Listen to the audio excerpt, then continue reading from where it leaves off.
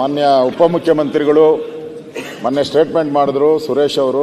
ನಾನು ಅವ್ರಿಗೆ ಸುರೇಶ್, ಸನ್ಮಾನ್ಯ ಸುರೇಶ್, ಒಂದು ವಾರ ಅವ್ರಿಗೆ ಬೀಗ ಹಾಕ್ಸ್ಬಿಡ್ತೀನಿ ಅಂತಂದ್ರು. ಹಾಕ್ಸಿದ್ಯೇನಪ್ಪ ಬೀಗ? ಆಯ್ತು, ಅದು ನೋಡಿ ಮುಖ್ಯಮಂತ್ರಿ ಕೊಟ್ರಲ್ಲ, ಬೀಗ ಹಾಕ್ಸಿದ್ಯಾ? ಎಲ್ಲಿ ನನ್ನೇನು ತೆಗ್ದಂಗೆ ಐತಪ್ಪ? ಇಲ್ಲ ಇಲ್ಲ, ಯಾಕೆ ಹಿಂಗ್ ಹೇಳ್ತೀರಾ? ಅವತ್ತು ಹೇಳಿದ ತಕ್ಷಣ ಈಗ ಚರ್ಚೆ ಬೇಡ, ಏನೋ ಮಾಹಿತಿ ಬೇಕಂತ ಕೇಳಿ. ಈಗ ಅವ್ರಿಗೂ ಗೊತ್ತು ಹಾಕೈತೆ ಅಲ್ಲ, ಸುಮ್ಮನೆ ಎಲ್ಲ ನೋಡ್ತಾ ಇದ್ದಾರೆ. ಚರ್ಚೆ ಬೇಡ, ಶಾಸಕರೆಲ್ಲ ಕಾಯ್ದಿದ್ದಾರೆ. ಅವ್ರ ಹಾಸ್ಪಿಟಲ್ ಸ್ವಾಗತ ಮಾಡ್ತೀನಿ. ಚರ್ಚೆ ಬೇಡ, ಸುರೇಶ್ ಸ್ವಾಗತ ಮಾಡ್ತಾ ಇದ್ದೀನಿ. ತಂದಿರೋದು ಸ್ವಾಗತ. ಸರ್ಕ್ಯುಲರ್ ಕಳಿಸ್ತಾರೆ. ನಾನು ಮಂತ್ರಿಯಾಗಿ ಕೆಲಸ ಮಾಡಿದ್ದೀನಿ. ಆ ಸರ್ಕ್ಯುಲರ್ ಹೋದರೆ ಅದು ಇವಾಗ ಹೋದ್ರೆ ಇನ್ನೊಂದು 6 ತಿಂಗಳು ವರ್ಷ ಜ್ಞಾಪಕ ಇರ್ತದೆ, ಆಮೇಲೆ ಮರ್ತ್ಬಿಡ್ತಾರೆ. ಅದಕ್ಕೆ ನಂದೊಂದು ಸಲಹೆ, ನಿಮ್ಮ ಇದಕ್ಕೆ ನಿಮ್ಮ ಲೈಸೆನ್ಸ್ ಕೊಡ್ತಿರಲ್ಲ ಅದರಲ್ಲೇ ಇದಾಕ್ಬಿಡಿ.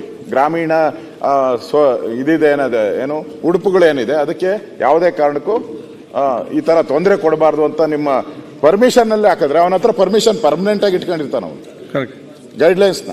ಅದರಿಂದ ಅದನ್ನು ಹಾಕಿ.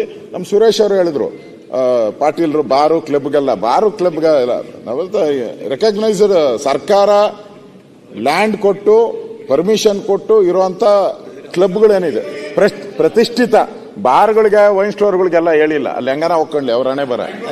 ಇದು ನನ್ನ ಸದನ ಸಮಿತಿ, ಕಾಂಗ್ರೆಸ್ ಸದಸ್ಯರು ನೇಮಕ ಮಾಡಿರೋ ಸದನ ಸಮಿತಿಯಲ್ಲೇ ತೀರ್ಮಾನ ಆಗಿರೋದು, ನಂದಲ್ಲ.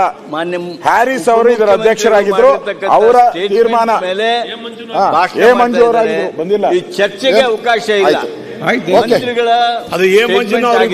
ಆದ್ರಿಂದ ಸ್ವಾಗತ ಮಾಡಿದ್ದೀರಿ ಅಂತ ಹೇಳಿ ವಿರೋಧ ಪಕ್ಷದ ನಾಯಕ ಅವರು ಸ್ವಾಗತವನ್ನು ಸಲಹೆ ಕೊಟ್ಟಿದ್ದಾರೆ. ಈಗ ಸನ್ಮಾನ್ಯ ಅಧ್ಯಕ್ಷರೇ, ಒಂದು ನಿಮಿಷ ಅಧ್ಯಕ್ಷರೇ, ಆಯ್ತು, ಯಾಕೆ ಚರ್ಚೆ ಮಾಡ್ತೀರಿ? ಹೌದೇ, ಬಡವರ ಬಗ್ಗೆ ಮಾತಾಡಿ ಮಾರ, ಕ್ಲಬ್ ಬಗ್ಗೆ ನಾನೆಂತ ಮಾತು ಕೂತ್ಕೊಂಡು ಇಲ್ಲಿ.